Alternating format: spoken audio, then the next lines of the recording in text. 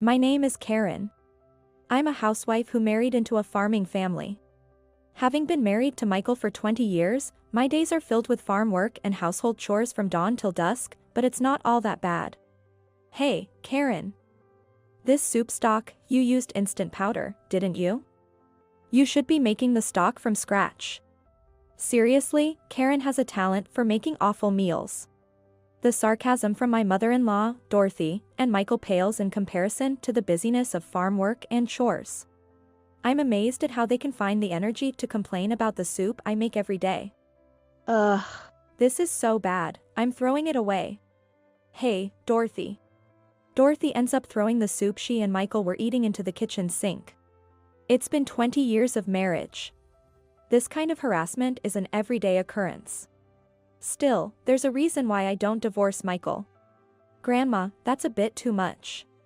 In the kitchen, our daughter, Grace, spoke up to Dorothy. Grace is 17 years old this year. She's mine and Michael's child. Grace, I can't let you eat such lazy cooking. Understand that? Yeah, right. Mom, come here for a sec. Grace. What, you're going to ignore your grandma? Ignoring Dorothy, Grace took me out to the hallway. And then, she said, "We should leave this place. But, this is your home too. Not this again. Forget it, I'm going to school. What about breakfast? I don't want to eat with those people." With that, Grace stormed off to her room upstairs. It seems Grace is not satisfied with my response. What should I do? Gazing at the stairs, all I could do was mutter to myself. I think it's best for Grace if we manage to get along in this house. But, a few days later, an incident occurred. I need to talk. I might be sick. A few days later, I told Michael. I had received a notice for a re-examination after a cancer screening. Oh, that might be for the best. What? Is he actually happy that his wife might be sick? Then, with a smirk, Michael showed me an image on his phone. It was a picture of Michael embracing a young woman, both in a compromising state. Michael, is this? Well, it's what you'd call an affair in society. She's young and cute, right? What are you talking about?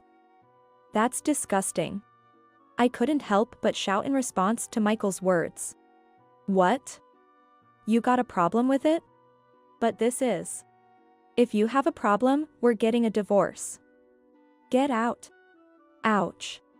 Michael pushed me away and hurled insults at me. Michael. Forgetting the grace of being supported by this household.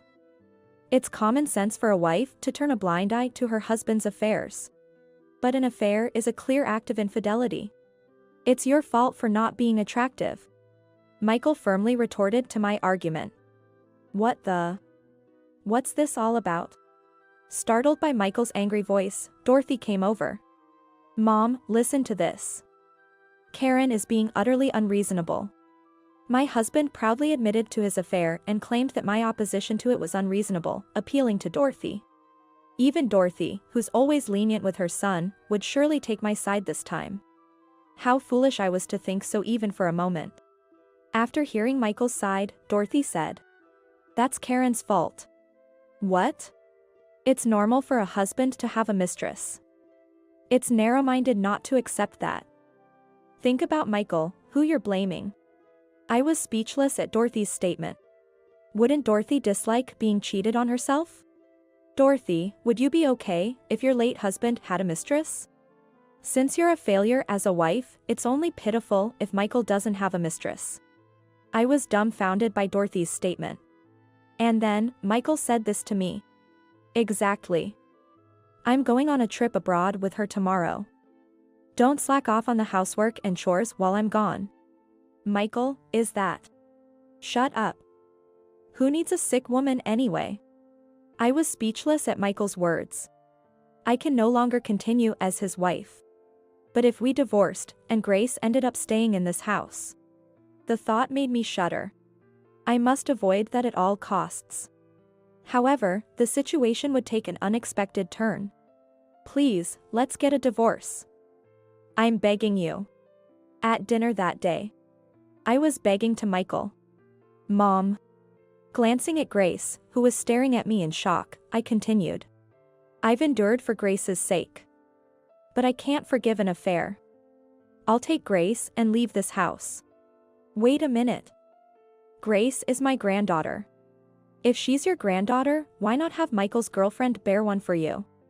Wait, Dad. Are you really having an affair? Grace. Don't be fooled by this woman. It's normal for a husband to have a mistress, and it's abnormal for a wife not to tolerate it. Grandma, please just be quiet for a moment. Even Dorothy fell silent when Grace firmly stood her ground. I won't pay any alimony. Even if you call it an affair, there's no evidence. You can't sue me. Michael's gleeful laughter brought my anger to a boiling point. But I couldn't afford to get emotional here. I had to make sure, at all costs, that Grace would come with me. I don't need alimony. But I'm taking Grace with me. And from now on, please stay out of our lives. Ha! Like a useless woman like you could support Grace. That's right. We're not giving Grace to you. I'll stay with Dad and Grandma. It'll probably be more convenient that way. What? Grace. Mom, you might be sick, right? If I go with you after the divorce, I'd just be a burden. Well. Grace, unlike your mother, you have a good head on your shoulders. Well said, Grace. Grace. I was stunned by Grace's words. But then, Grace whispered to me. Mom, escape while Dad is on his overseas trip. I'll handle the rest. Grace. It's okay. Everything will work out. I'll explain the details later. With that, Grace smiled. I nodded to Grace in agreement. After that, I took the opportunity to return to my parents' house while Michael and Dorothy were out. Michael called me several times to come back, but I ignored him. And when I went to the hospital for a re-examination, I found out that I had early-stage breast cancer. I reported this to Michael over the phone. Michael, it turns out I am sick. So, you were defective after all. Fine, let's get a divorce. Understood. But I'll be taking custody. You, being worthless, can't possibly support Grace. I couldn't respond to Michael's words. Grace will be fine even if she stays with Michael. We have a plan we've discussed together. If it succeeds, there won't be any problems, and I can live with Grace. That's right. I'm going on another trip abroad with my girlfriend, so you'll have to take care of the house. If you don't come, Grace will have to do the farm work alone. Mom's coming on the trip with us. I clenched my teeth and endured the anger. It's okay, our plan is progressing smoothly. But I was about to be hospitalized. I couldn't go back to Michael's family home. Would it be okay if my brother Edward went there instead? I need to be hospitalized. Useless wife. Fine, I'll make an exception. Thank you, Michael. I smiled to myself at Michael's words. With this, our plan will be successful. Thus, I divorced Michael while leaving Grace in his care. With the help of my parents, I managed to get through my treatment. A year has passed since then. I've managed to find a job and now live alone in an apartment near my parents' house. I haven't seen Grace for a year because I was hospitalized. I wonder if Grace is doing okay. As I murmured this, there was a loud knocking at the front door. Karen, you're in there, aren't you? Help, please, Karen. What? Michael, Dorothy. When I opened the door, there stood Michael and Dorothy, tears streaming down their faces. What do you want now? Ignoring my cold reception, the two of them started making a scene right at the entrance. Please, stop Grace. We were wrong, so please tell Grace not to sue us. What happened? And please, not here. We have neighbors. Oh, sorry. Yes, we went too far. The two of them said, looking embarrassed and shrugging their shoulders.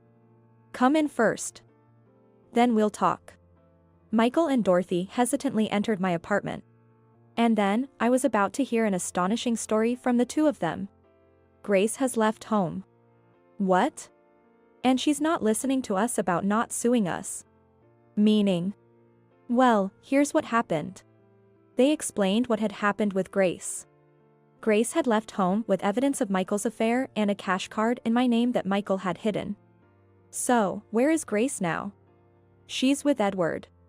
Seriously? My brother Edward is a lawyer. It seemed that Grace had gone to consult with Edward about suing Michael for his affair. Have you had any contact from Edward or Grace?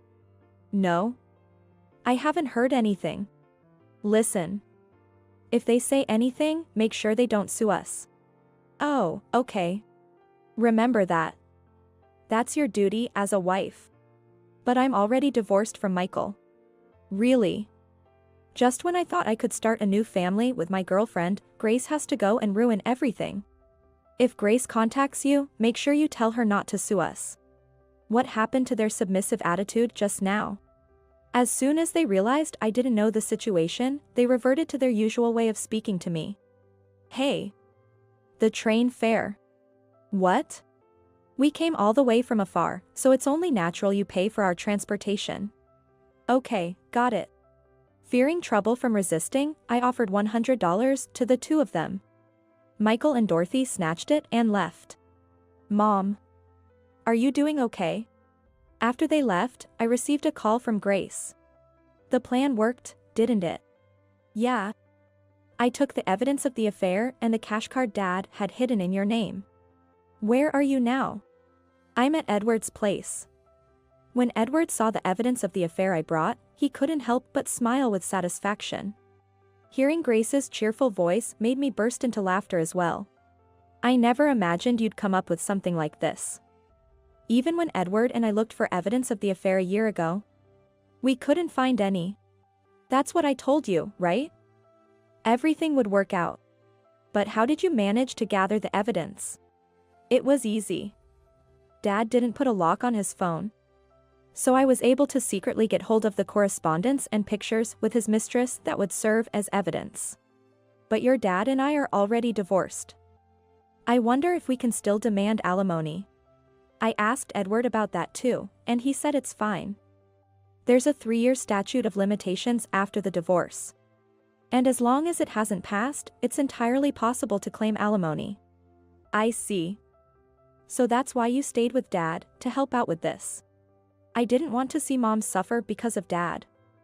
I wanted to make him suffer so he'd learn his lesson. Otherwise, he'll never reflect on his affair. I understand. I won't let your efforts go to waste. Indeed, Grace had stayed with Michael to gather evidence of his affair and reclaim the savings Michael had taken from me. Now we just have to finish this off. Right. But this was the beginning of a new challenge. After that, I consulted with Edward and prepared to file for alimony. When we sent the demand for alimony through a certified letter, Michael called me in a rage. What do you mean by demanding alimony? Don't mess with me.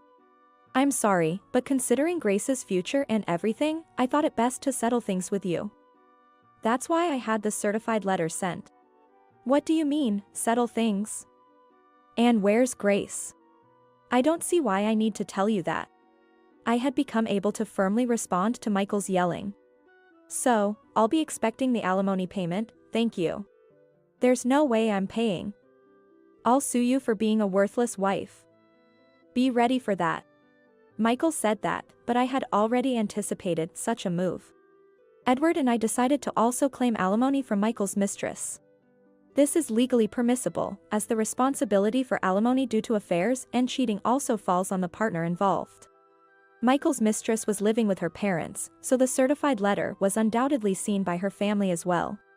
Ladies and gentlemen, you can imagine what happened next. I'm truly, truly sorry. The mistress contacted Edward's law office in tears after reading the certified letter. Her parents were furious and told her to use all her savings to repay the alimony. She begged Edward for a reduction in the amount. Of course, he refused. Edward managed to get the mistress's parents to agree to pay the full amount of alimony. As for Michael, he was left to walk the path of ruin on his own. Though he blustered about suing me, he couldn't find a lawyer, and his plan fell through. It seems his relationship with the mistress also turned sour because of the alimony. And Dorothy? She was so mentally affected by the whole situation that she suffered a cerebral hemorrhage and became in need of care. Now, I must tell you what happened to Grace and me. Mom, I'm off. Take care. Grace is currently working part-time while attending a night high school from my apartment to save up for college. The alimony will be used for Grace's educational expenses. Of course, Michael has contacted me several times asking for reconciliation. You guys. I'll forgive you, so come back.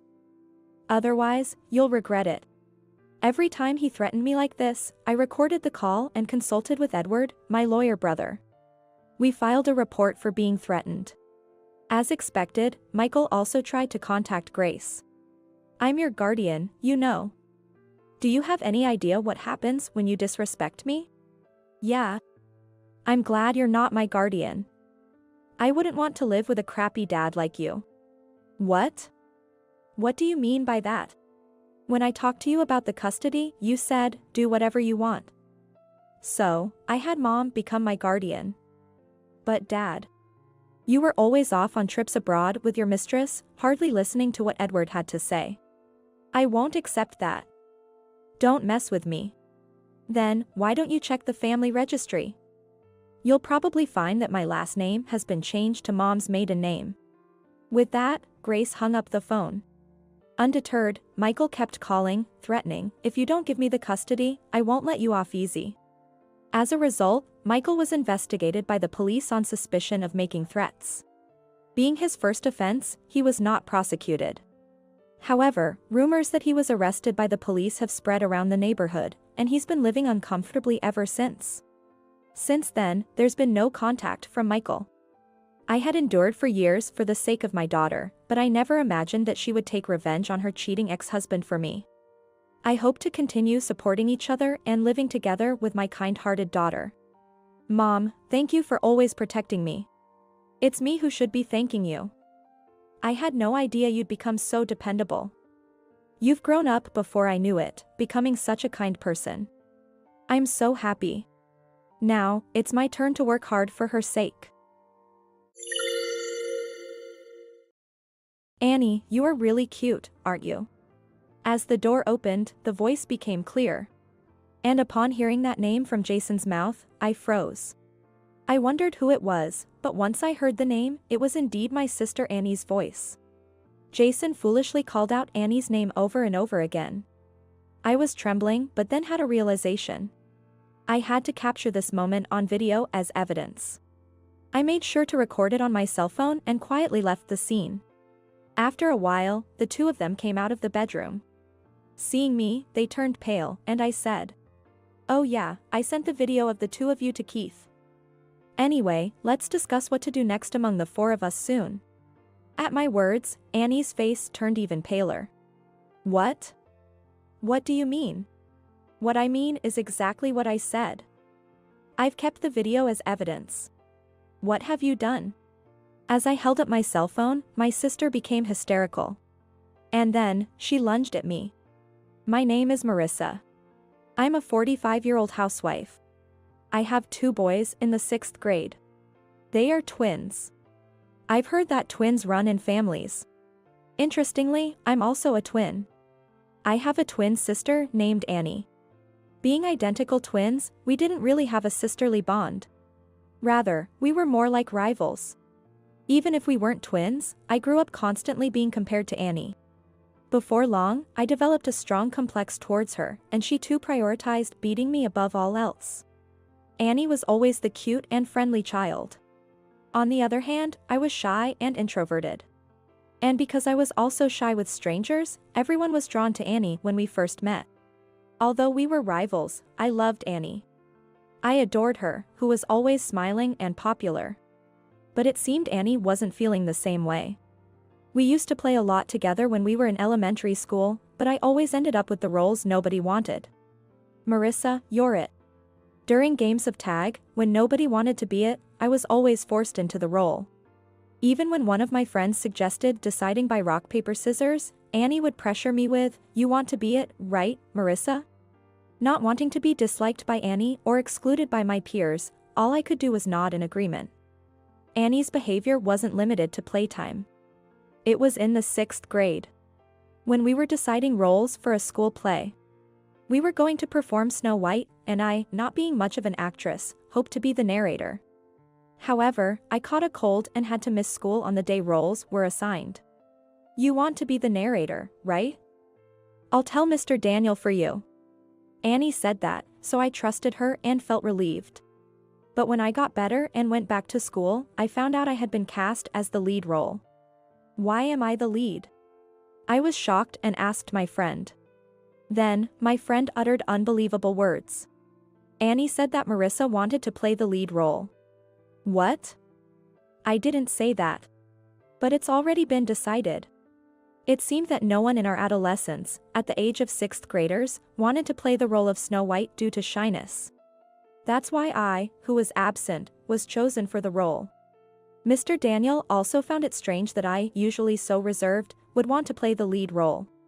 Annie, did Marissa really say that? Mr. Daniel even confirmed with her. It's true. She wants to do it but is too shy to volunteer, so please let this be an opportunity for Marissa to take the lead. But Annie recommended me in a way that made it seem like she was doing it for my sake. I was in tears, insisting that I couldn't do it and didn't want to. However, everyone's roles had already been decided. Chided by Mr. Daniel and our parents, I somehow managed to muster the effort. Thanks to that, the play was a great success. Mr. Daniel, our parents, and my friends all praised me, saying, "You did great." Among them, only Annie looked at me with displeasure. Anyone could have done that much. It's stupid to get all excited about such a thing. And so, she began to speak harshly. It was then that I truly realized Annie hated me. After that, Annie stopped inviting me to play. At first, I was sad, but then I realized it was better not to be pushed into unpleasant roles. And I started to make good friends and have a good time. In middle school, many people didn't even know Annie and I were twins. We were that different and hardly spoke at school. I made sure we weren't in the same classes and enjoyed my time, but one day, as exams approached and I was studying in my room, Annie came to talk to me. Studying? Have you decided which high school you're applying to? Yeah, I'm thinking of going to C High School. C High School is the closest school to my house. It has a competitive entry score of over 60. I had been studying hard for 3 years, wanting to get in. But Annie, who knew nothing about it, laughed when I told her it was my first choice. C High School? That's impossible. Why don't you just come to B High School with me? You probably wouldn't even have to study much to get in there. She said. Annie always tried to control me. But I didn't want her to dictate my choice of high school. For the first time, I stood up to her. I've decided to go to C High School. You can't know if it's impossible or not, Annie. If you don't want to study, that's fine. But don't get in my way, I retorted. I quickly looked away and returned to my textbook. What? How dare you speak to your sister like that? Angered by my response, Annie grabbed my textbook and threw it on the floor. What are you doing? Even if you study, it's useless, ugly. You're destined to be my slave and go to B High School with me, she sneered. That day, we got into a physical fight. Our parents rushed in upon hearing the commotion and separated us, but my textbook was already torn to pieces. More than anything, my heart was shattered by hearing Annie's true feelings about me. To her, I was just a convenient target for her to push around. I realized she truly thought of me as a slave. But I didn't give up and continued to study. Luckily, my parents contacted the school on my behalf, and I got a new textbook. With their support, Annie no longer interfered with my studies, and I was able to immerse myself and eventually got accepted into my desired school. True to her word, Annie barely studied and went on to B High School. Thus, we went our separate ways for high school and later on to different universities.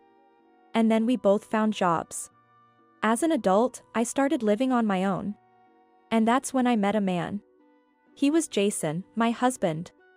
Jason and I were hired at the same time and came from similar backgrounds. Feeling a connection, we started seeing each other, and he asked me out. Actually, I like you, Marissa. I'd be happy if you'd go out with me, he said.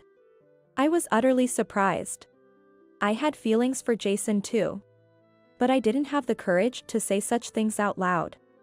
I'm not cute like Annie, and since I hardly had any romantic experiences during my school days, I couldn't believe that he felt the same way about me. I'm happy. If I can be your girlfriend, I'd be delighted. I was over the moon with the presence of my first ever boyfriend. Since starting to date Jason, I devoted myself to him, cooking meals and even packing lunches for him. Jason also started coming over to my place, and we began to spend our days as if we were semi-living together. Marissa, I'll cook dinner today. But it wasn't just me doing things for him, Jason was also cooperative with household chores. Doing housework together was fun, and I started to think that we could make a good married couple if it were with Jason.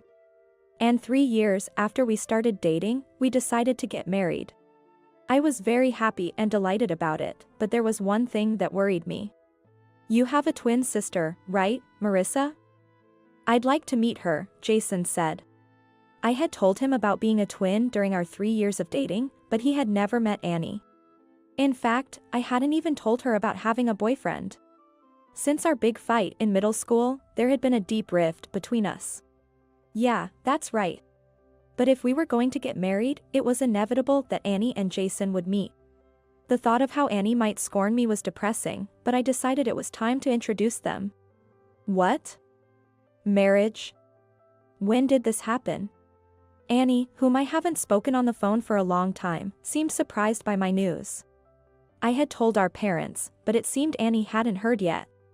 It was news to her. Yeah. And I want to introduce you to the man I'm going to marry. Well, I'm busy, you know. But if you insist, I guess I can meet him. As usual, Annie was condescending, but I pleaded with her to make time. Annie was still like a child in some ways.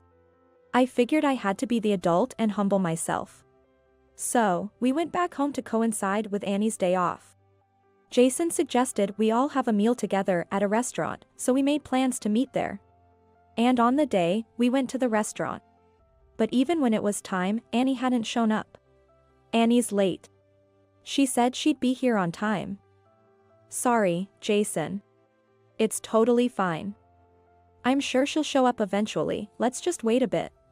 Both my parents and I were considerate of Jason, and I felt sorry for him. And 15 minutes after the promised time, Annie showed up in a flashy dress. Sorry, did you wait? We did wait. And what's with that outfit? Well, I thought it was kind of like an introductory meeting, so I figured I should dress up. I was flabbergasted by her. And it wasn't just me. My parents could only give a wry smile. If she knew it was an introductory meeting, I wished she wouldn't be late without contacting us. Especially, the reason for being late was just to dress up. As an adult, I found it questionable. But since it was a special occasion, I swallowed my words. Then, Annie, Jason, and I introduced each other. Wow, Marissa, you snagged a handsome one. Working at the same place means he must be earning well. Annie kept making rude remarks to Jason, whom she was meeting for the first time. What do you usually do on your days off? With Marissa. Not that. Before you started dating Marissa. She bombarded Jason with questions as if it were a mixer. Despite my parents repeatedly trying to stop her, Annie wouldn't stop talking, saying, "It's fine. I'm just curious about who Marissa's husband-to-be is." Jason, ever the gentleman, assured me, "Don't worry about it," and continued to engage with Annie. The dinner was so exhausting that by the end, I was sighing with fatigue. But it didn't end there. Annie is an interesting person, quite the opposite of you, Marissa. I always think we're quite the unalike twins. When I responded with a wry smile, Jason said, "Maybe you should take a leaf out of Annie's book. She's always smiling, good at conversation. And cute." If I had met Annie first. I was taken aback. I had told him about my difficulties with Annie. This comment, knowing that, was more shocking than infuriating. Then why don't you marry Annie? She did say she found you handsome. When I retorted, Jason quickly apologized, looking flustered. Sorry. It was just a joke. I'm glad I met you, Marissa, and I don't have any special feelings for Annie. Then you shouldn't make jokes that put me down and praise Annie. It was just a joke. Jason apologized. It was a shock, but I wasn't about to call off an engagement over it. Just when I thought it would be enough if he understood, Jason said, but Annie is a good person. Being jealous of your sister is unseemly. We should all get along as a family. We're adults now, it's different from when we were kids. I had my reservations, but I knew that deep down, my parents wanted Annie and me to get along. However, I wanted Jason to be on my side. Why was he trying to push me closer to Annie? But, it's not like there would be many occasions for us to interact anyway. Arguing seemed too bothersome, so for the time being, I just nodded along to Jason's words. A few days later, I received a message from Annie. Jason's too good for you, isn't he? Should I take him off your hands? I was chilled by her message. What are you talking about? When I replied in disbelief, she immediately called me. I mean exactly what I said. It's unbelievable that someone as dull as you would get married before me. Annie laughed and belittled me over the phone. He's well educated and has a high income. Hand him over to me. We're twins, after all, we've always shared everything since we were kids. Don't be ridiculous. I yelled at Annie.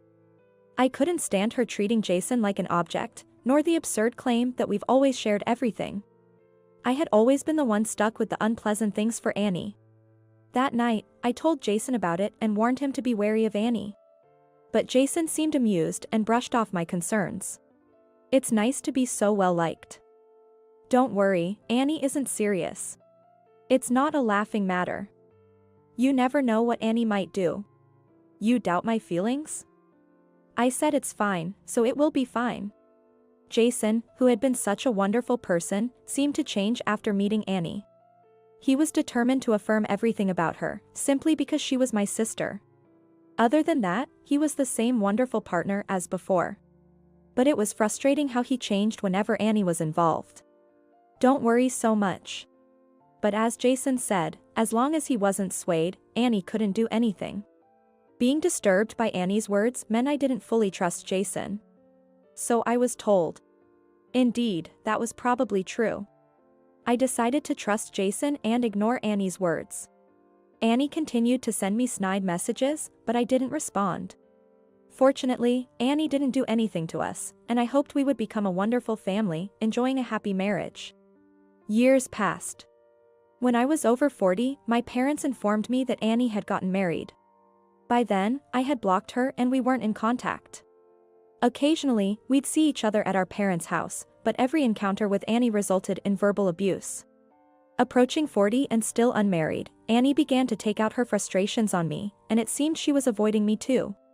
Given her age and difficult personality, I didn't think she would marry. But it seemed she had found someone, and I genuinely felt happy for her. When Marissa got married, I said some terrible things, but I only realized it after getting married myself. Annie then apologized to me through our parents. From then on, we started to communicate again. Indeed, Annie had changed and become much calmer, almost like the sister I used to love. It felt like Annie had returned to being the sister I once cherished. The thought that we could share laughter again at this age brought me immense joy. Annie introduced me to the man who would become her husband. He's about 5 years older than us, and his name is Keith. He seems to really cherish Annie, which is reassuring. Annie and I have gotten closer since we both got married. Our parents are very happy to see us sisters getting along well. I want to make up for the time we spent apart. It was a few years after I started feeling this way. I felt ill at work and had to leave early. I wanted to inform Jason, but he was out on visits to clients, so I left a message with his colleague. I went straight home. Upon entering, I immediately sensed something was off in the house. It felt like someone was inside, even though it should have been empty. Could it be a burglar? That's what I thought impulsively and entered the house quietly. Listening carefully, I could hear noises and voices coming from the bedroom. I stood in front of the bedroom, holding my breath, when I heard Jason's voice from inside. But I couldn't bring myself to speak. My blood ran cold at the sound of his voice. It was unmistakably the voice of someone in the throes of passion. The creaking of the bed further confirmed my suspicions. Even without seeing, it was clear what was happening, and my hands trembled. However, if Jason was cheating, I needed to catch him in the act. With that thought, I quietly opened the door, cell phone in hand, trying not to be noticed. But peering into the bedroom only revealed a more shocking truth. "Annie, you are really cute, aren't you?" The voice became clearer as the door opened. I was paralyzed at the mention of that name by Jason. Thinking about it, the woman's voice was indeed my sister Annie's. Jason, foolishly, kept calling out Annie's name over and over. Trembling, I captured the scene on video before quietly leaving.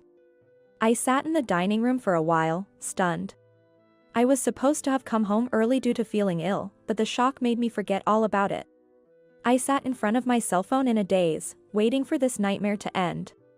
A few minutes later, the bedroom door opened. "All right, I'm heading back to work, make sure to lock up." "Okay. It'd be nice if we could live together soon." Hearing this, I hurriedly stood up. Noticing the noise, Jason and Annie and I locked eyes in the hallway. "Marissa. What are you doing here?" Jason exclaimed, turning pale. "What do you mean, what am I doing here? This is my house, isn't it? More importantly, why is Annie here? Aren't you both supposed to be at work?" Annie looked away for a moment but then smirked as if defiant. "Why do you ask? You knew, didn't you? Do you want me to say it out loud?" "Annie." Jason tried to stop her, but Annie wouldn't be stopped. "I've always hated how you look down on me. Neither happiness nor Jason suits you. I'll take them all for myself." With that, Annie declared. I smiled at her words. "Is that so? Then, I'll give Jason to you, Marissa.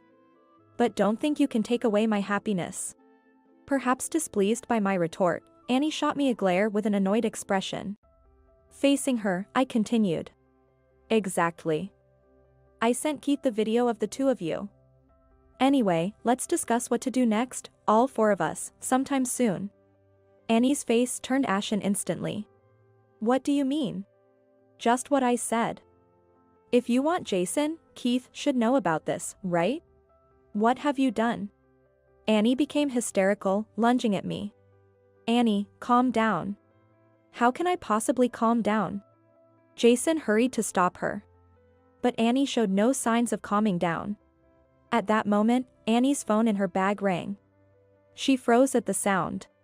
"Looks like it might be Keith calling." Annie stood there, as pale as a ghost, hesitantly staring at her bag.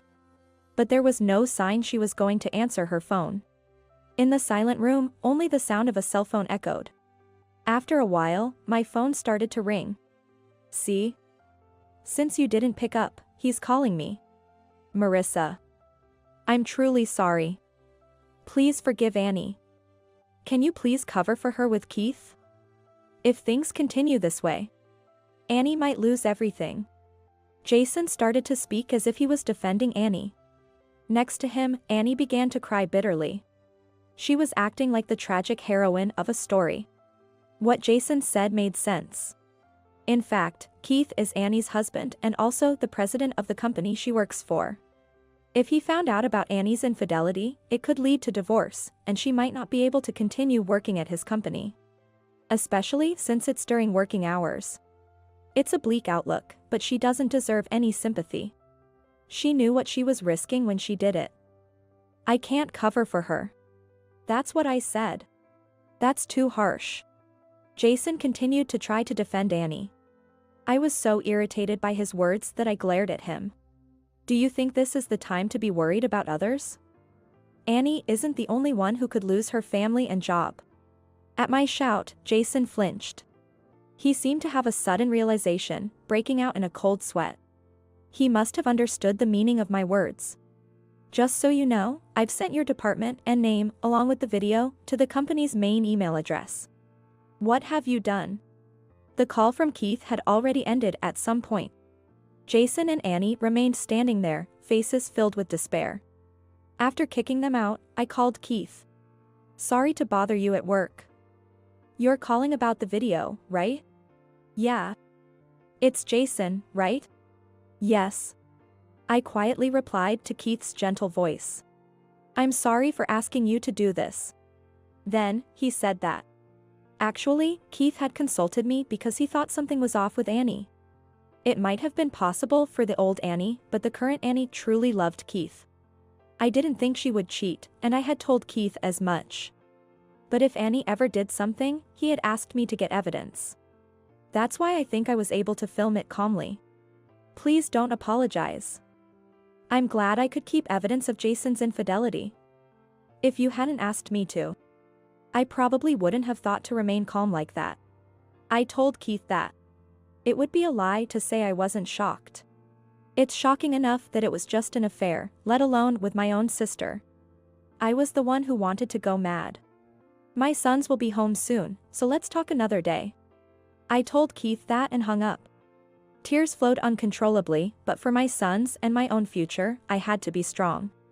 That day, I went through my usual routines as always. And when the boys had gone to bed, Jason finally came home. You're late.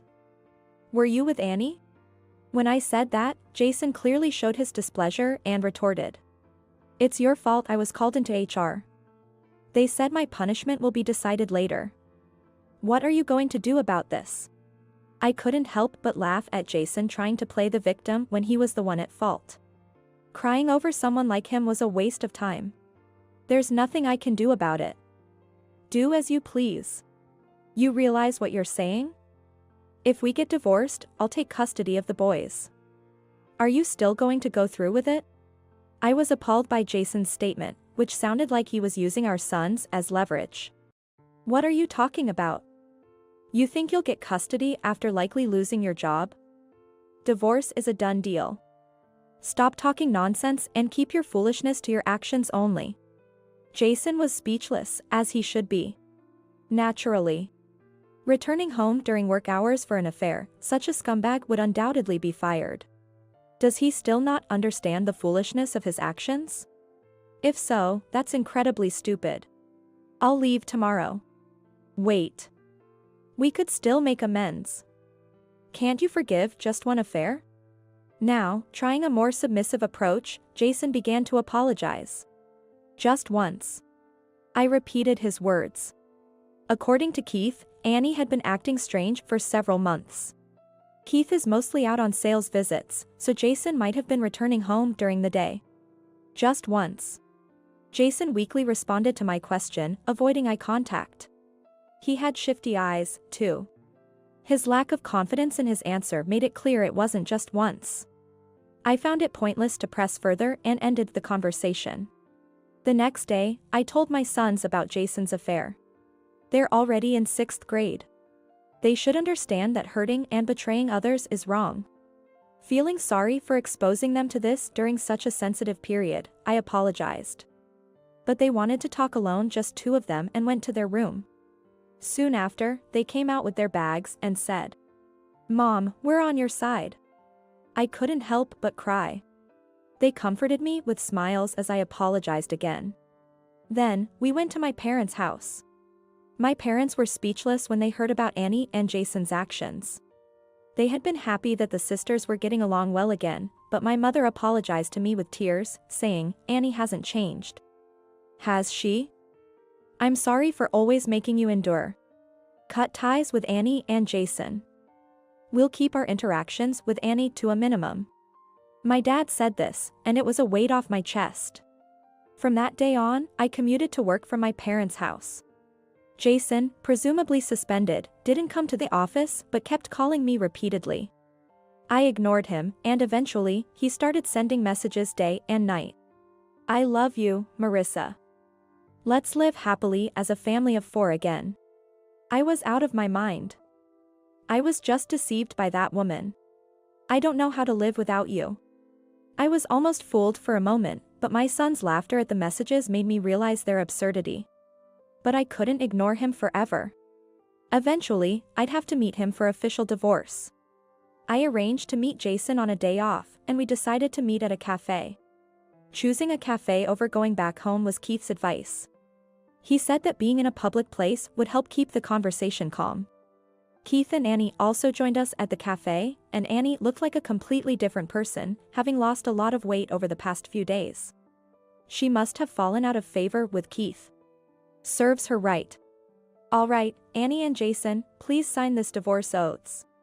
It seemed Annie was also reluctant to divorce. To the two hesitant to sign, Keith said. Keith, this is a misunderstanding. It's fine if you two want to divorce, but we're not going to. Are you still saying that? Neither I nor the boys consider you as our family anymore. I said to Jason, who keeps making futile attempts. Keith sighed deeply and said. You can go to court if you want, but it's clear you'll lose. Won't it be hard to pay for the legal fees on top of the compensation? Compensation? Of course. You both betrayed your families. Annie to Marissa and me, and Jason also to Marissa and me. You'll have to pay a proper compensation. Annie started trembling in silence. Her silence and gauntness now made sense as the reasons for her behavior.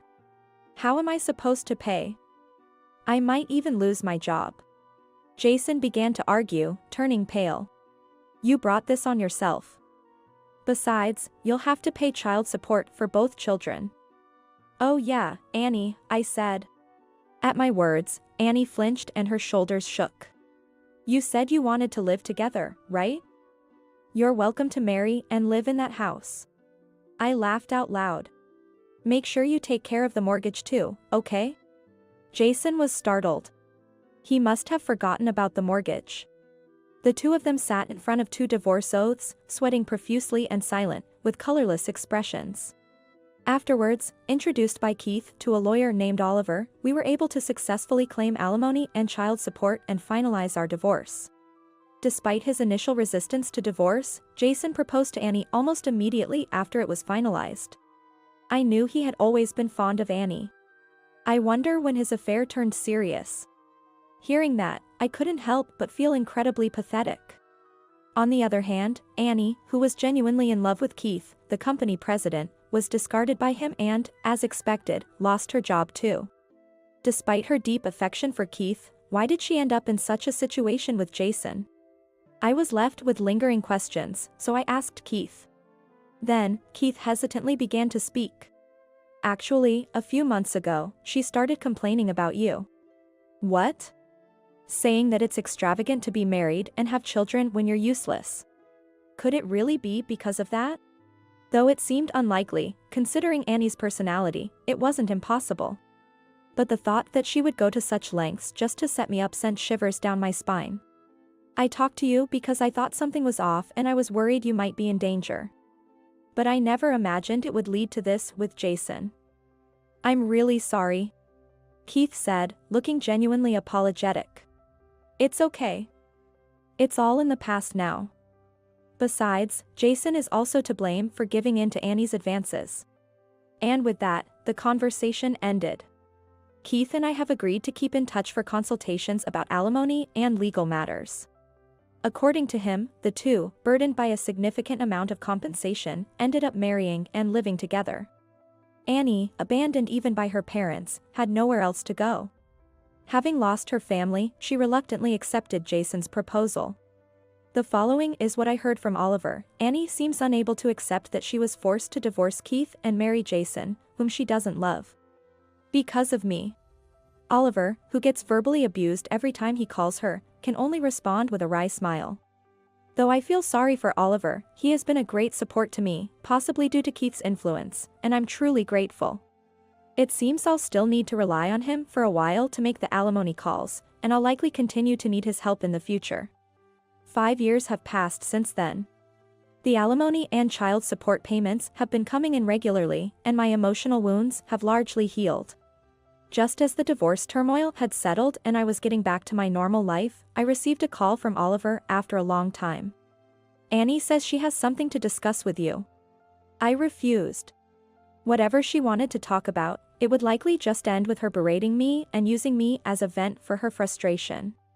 I will never trust or forgive Annie again. I conveyed this to Oliver and asked him to decline on my behalf.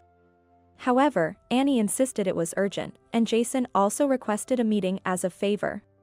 Their persistence eventually wore me down, and I reluctantly agreed. But I certainly didn't have the courage to meet them alone, so, feeling somewhat guilty, I contacted Keith after a long time. He graciously agreed to accompany me, and I found myself meeting with the two of them after many years. Jason and Annie sat in the cafe with serious expressions. Upon seeing me, Annie's face relaxed slightly. "What's this about? Why did you call me here?" When I asked, Annie spoke up. "Actually, I've developed renal failure and need to undergo dialysis." I was taken aback. "It's your fault." "No, it's both of your faults that Annie ended up like this. She couldn't sleep without drinking. And yet she had to work because of the alimony. You two are to blame for her health issues." Jason said this indignantly, but I thought it was their own doing. Keith seemed to agree, as he looked dismayed and let out a small sigh. "So what? We're not reducing or refunding the alimony. Be grateful we agreed to a payment plan." I stood my ground, and Annie began to plead through her tears. "I'll make sure to pay the alimony. But please, I need a kidney." "What?" I exclaimed in shock at her extreme request. "You can't be serious." As I refused, Jason said, "You were born as twins with Annie for this reason. You have a duty to help her." "What are you talking about? Who's been causing me trouble all this time without ever helping me once? Why are you bringing up such trivial matters when Annie's life is at stake?" Jason raised his voice in anger. Annie, with tears streaming down her face, pleads as she utters words of apology. Jason berates me as if I were a monster, demanding a transplant in a manner that feels almost like a threat. Just when it seemed as though I was the one at fault, Keith spoke up. "If she needs dialysis, then she should get dialysis. Do you have any idea how hard dialysis is? And do you know how difficult a transplant is? Why should she risk her life for Annie?" With that, both of them fell silent. I was relieved by Keith's timely intervention and took a moment to catch my breath. "Besides, Annie, you kept saying that Marissa was useless, didn't you? Isn't it too convenient to seek help only when you're in trouble? But that's... Annie, you destroyed Marissa's happy life. Marissa doesn't have any obligation to save your life." Annie broke down crying, and Jason was at a loss for words. They both must have thought I would definitely give them my kidney. If I had been alone, maybe they could have persuaded me. Once again, Keith saved me. "Well then, take care. Oh, and don't forget this month's payment." With that, I left the table. Even if they call me inhuman or a demon, I can't forgive them. I don't know what kind of life they will lead from now on, but I hope they never forget what they did and reflect on it. It seems Jason and Annie were making a living with part-time jobs, but with Annie unable to work properly, their financial situation is dire. But that's their karma. All the consequences of their own actions. Their atonement won't end until they pay the alimony in full. That's what I believe. I continue to live happily with my parents and sons. My parents don't even mention Annie's name anymore. But they seem happy to see the twin grandsons getting along, something Annie and I couldn't achieve. It's heartwarming to see the bond my sons have, which Annie and I lacked. Keith and I have kept in touch since then. He's a genuinely kind person, always willing to listen and help. It seems he has feelings for me, but I'm not ready to respond to him yet. I don't want to disturb my sons any further. But in a few years, when my sons are adults, I hope to have the chance to think about my own happiness again.